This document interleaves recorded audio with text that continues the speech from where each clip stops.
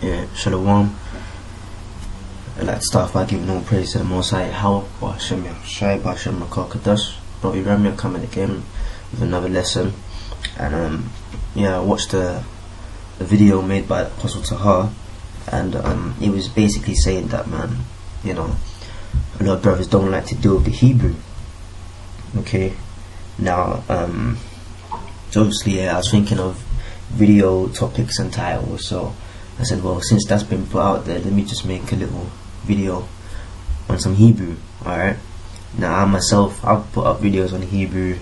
Sometimes when I'm making videos on other topics, I try and break down the words, but I think I need to devote a few videos myself talking about the Hebrew, man, because as Apostle Tahar said, you know, just bouncing off of him, that we're Hebrews, man. Okay, and it's not all about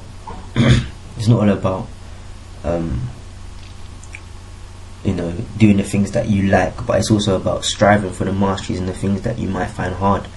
And I think I said it in my last video, you know, if you're good at Hebrew, and you know, well, if you're not good at Hebrew, get with somebody that's good with Hebrew so they can teach you. If you're not good at prophecy or secular history, get with somebody that's good at prophecy or secular history, they can teach you. You know, if you're not good with the law, get a brother that knows the law. Alright, and then they can teach you.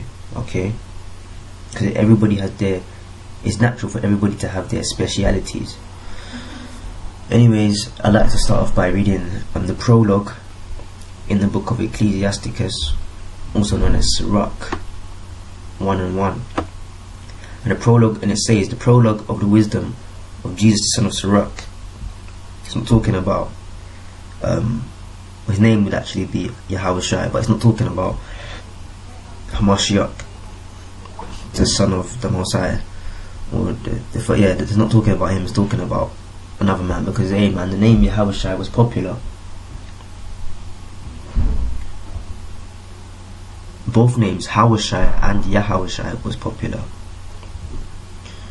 Anyways, it reads, the prologue of the wisdom of Yahushai, the son of Sirach, whereas many and great things have been delivered unto us by the law and the prophets, okay, and by others that have followed their steps, for the which things Israel ought to be commended for learning and wisdom,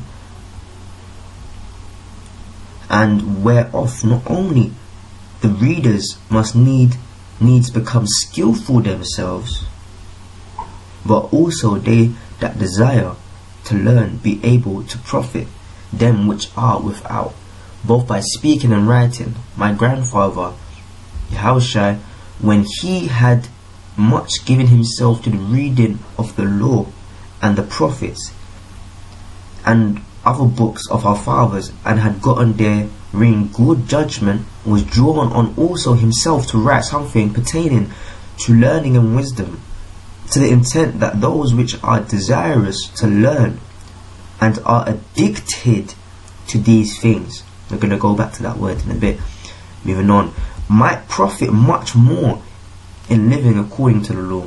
Wherefore let me entreat you to read with favour and attention, and to pardon us wherein we may seem to come short of some words which we have laboured to interpret. For the same things uttered in Hebrew, this is the point now, go back, for the same things uttered in Hebrew and translated into another tongue have not the same force in them. And not only these things, but the law itself and the prophets and the rest of the books have no small difference, where they are spoken in their own language.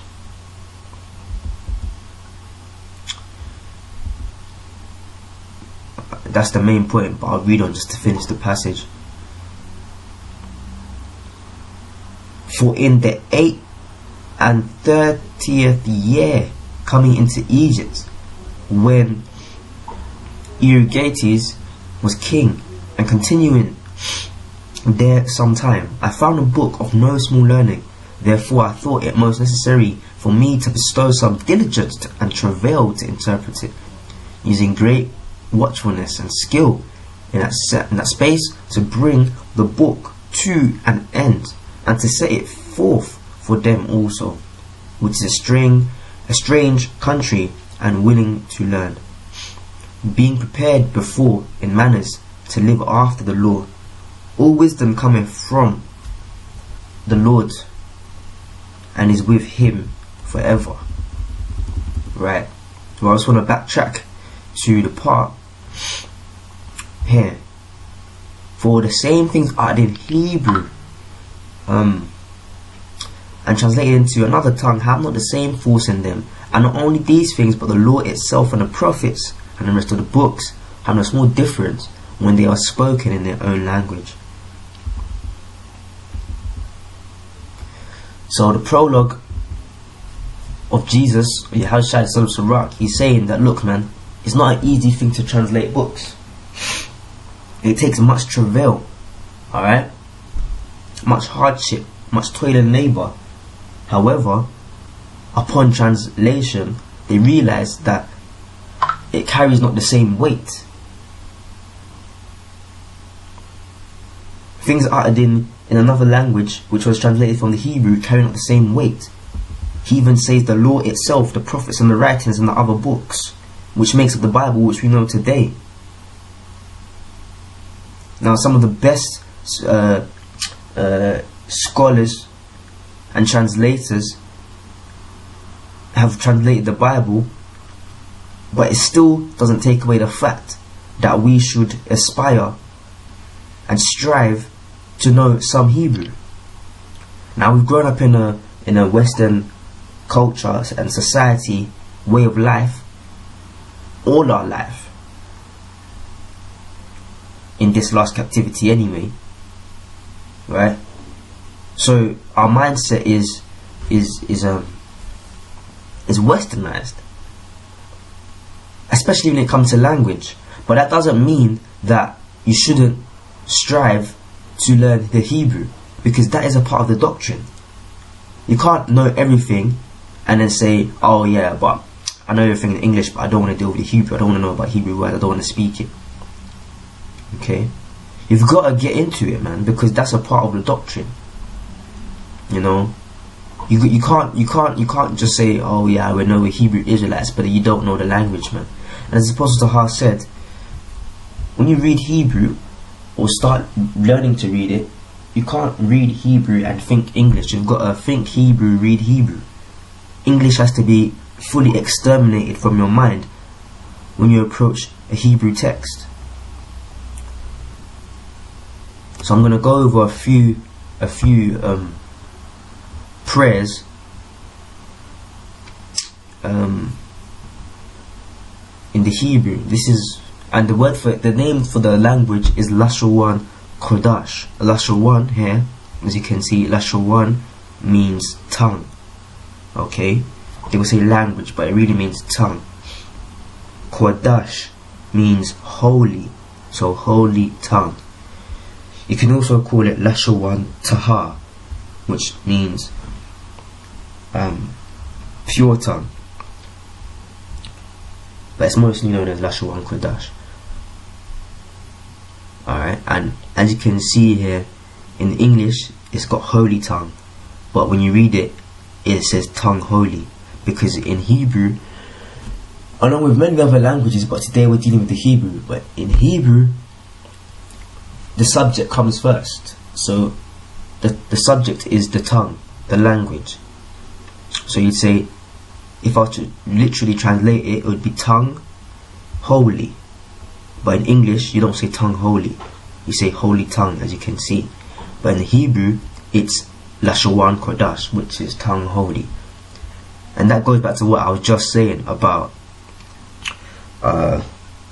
thinking in English but trying to speak Hebrew. You've got to condition your mind to think Hebrew, speak Hebrew when you're approaching the Hebrew.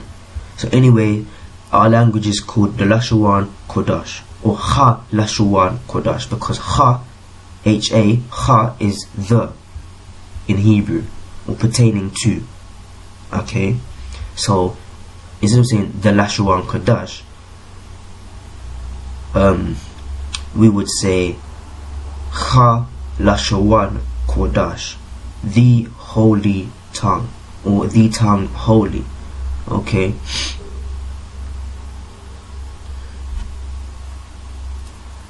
And if we just thinking of it, if we wanted to translate this sentence thing, because Hebrew is a direct language, so English uses a lot of words, alright? But if you were to translate this line where it says prayers to the Most High in the Lashon Kodash, we would say Palal La Yahweh Ha Lashon Kodash. Prayers Palal, or prayer Palal. And see, this to the Most High. You wouldn't say that in Hebrew. You would just say prayers Most High in the Lashon Kodash. So you would say, because this is extra, this is just extra weight. We don't use this extra words in Hebrew. It's very direct and simple language. It's a simple tongue. So you would say Palal Yahweh Baha Lashon Kodash, because in is ba. Okay, because a lot of you just say Yahweh Ba Hashem Yahushai. You don't even know what Ba Hashem means. You just say it because you hear the brothers say it. So you would say Ba in Ha the Lashon tongue Kodash holy. Ba Ha Lashon Kodash. Beautiful, man. Palal Yahweh Baha Lashon Kodash. Prayers to the Most High Yahweh in the Lashon Kodash. Anyways, the prayer itself, I believe this is the Lord's Prayer, as they would say. So it would be Adawan Palal, because Adawan means Lord, Master, Judge. And you say Yahweh Bahashem Yahweh Shai, Yahweh. I'm gonna go and break down the words on word in a second, so I'm just gonna read it. Yahweh Bahashem Yahweh Shai. Abanawa Shaba Shamayim Kodash Chaya Shamka Yahweh Malak Watha Thaba Ratazacha Chaya Isha Barataza Kawa Bahashamyam Nathamnanawa Lacham Kalyawam Wasalakya Wana Awa Shabatha Nawa Kalathakya Nawa Khabatha Nawa Wallah Thabiya Nawa Banasa Nawan Abaw Hawashaina Mayam Rai Khaya Lakha Hamlakwath Wa Allahala Wa Hala Watha Panrarath Lawailam Yam Aman. That's the Lord's Prayer. Abanawa, and it breaks it down. See, man, the brothers on their different pages, man, they've broken it down, man. So you people can't say that we didn't put it out there. It's breaking it down in the brackets. In the brackets you have the English, and then the words around it is the Hebrew for it. Abanawa is our Father, because Nawa, when you add Nawa to a word, it makes it plural. It means our. Okay. Because and Abba means father, so Abba is father, Nawa our. Okay, so once again, Abba Nawa, if you were to literally translate it, it would be father our, but really it's our Father in English. Okay, now if you were to say my father, it would be Abba Nawa ya. It was Salakia, it would be Abba ya. Okay, my father, Abba ya. Ya meaning he, my, I. Okay, Abba, father. So my father would be Abba ya. Okay, or our father is, as it says, is Abba Nawa, which in heaven, Shaba Shamayam, Shaba which, or pertaining to Shamayam, heaven. Now, Shama, if I say to you, what is Shamayam? Break down the word, because the word Mayam means water.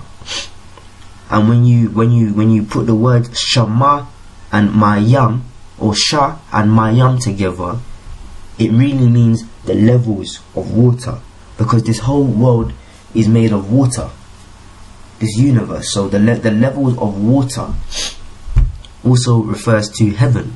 Okay, so we've gone through the first line, Abanawa Shabba Shamayam.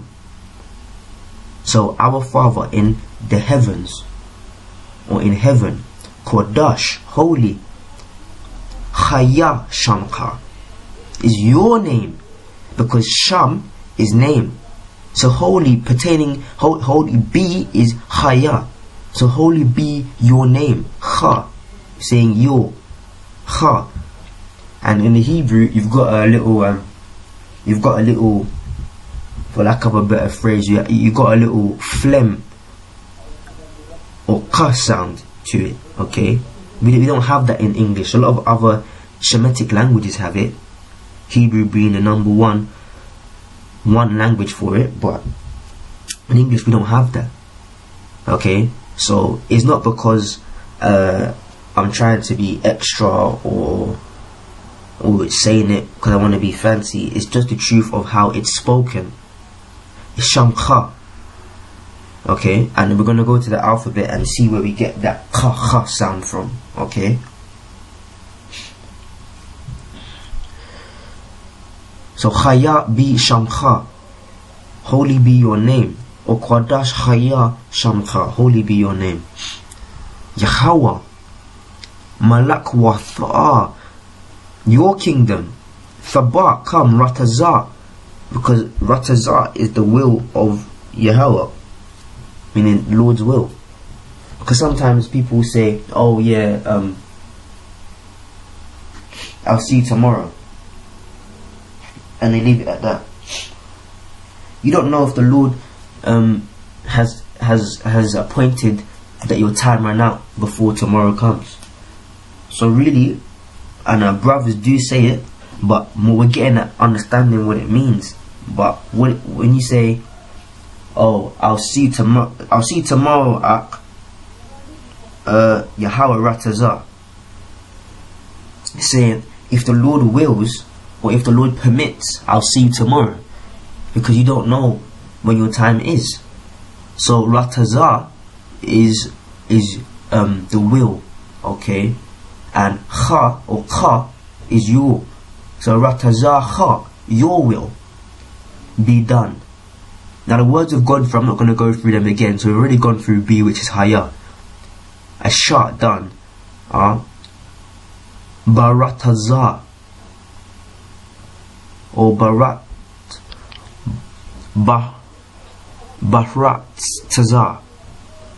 is the earth. Hawa as in heaven. Bahasham Mayam, because Ba is in. Nathan Lanawa is give. So you've got the Hebrew name Nathanya Allah, which means given of the Most High Power, or given of God. Okay, and Nawa, once again, plural, our, us, because Nathanlan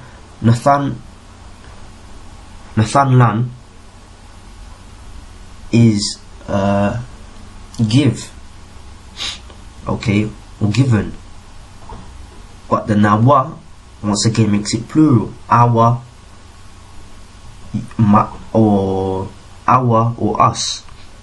Okay, and there's different types of plural endings for words. There's Nawa and there's Yam, but we'll get onto that. Lacham, bread, Lacham. Alright, Khal Yawam. Now the word day is Yawam. In the Yiddish they say Yom. Really it's Yawam. All is Khal. Alright, Wasalak Yanawa, forgive us. Okay, these are the words, forgive us. You get the gist. Now I'm not going to labour the point and go through every single word, but I've gone through pretty much half of the prayer, so you can break down the words and see the formulation of how the Hebrew is written and pronounced. More proof of Hebrew in the scriptures. Acts chapter 26 verse 14. And when we were all fallen to the earth, I heard a voice speaking unto me, and saying in the Hebrew tongue, Saul, Saul, why persecutest thou me? It is hard for thee to kick against the pricks. This is when Saul was persecuting the believers of Yahushua before he had his conversion. In the Hebrew, Shaul, Shawal. And when we were fallen to the earth, I heard a voice speaking unto me, and saying in the Hebrew tongue, this is the voice of Yahushua, because Yahushua appeared unto him, Saul, Saul, Shawal, Shawal, why persecutest thou me? So when Yahushua was in the spirit and came back to appear at certain times, he spoke in the Hebrew. When he was teaching, he spoke in Hebrew. When he was on the earth, he spoke in Hebrew. When he was in the Garden of Gethsemane, he spoke in Hebrew. When he was a young boy growing up, he was taught and spoke the Hebrew. When he was on the cross, he spoke the Hebrew. He spoke Hebrew. We have to also learn it, because guess what? In the kingdom, we ain't speaking English, man. When I you know, Yahweh Ratazar, Lord's will, if I make it to the kingdom, or for all of the brothers that make it to the kingdom, we ain't gonna be saying, listen, like I'm gonna come round to yours tomorrow, man. We gonna chill. Alright? Nah. You gonna be speaking that Hebrew. Okay? So here we see that Yahushua spoke in the Hebrew tongue to Paul. That's another link. Right, now this is the alphabet. Ancient Hebrew alphabet. Because paleo means basically refers to old or ancient. Alright. Now these are the characters.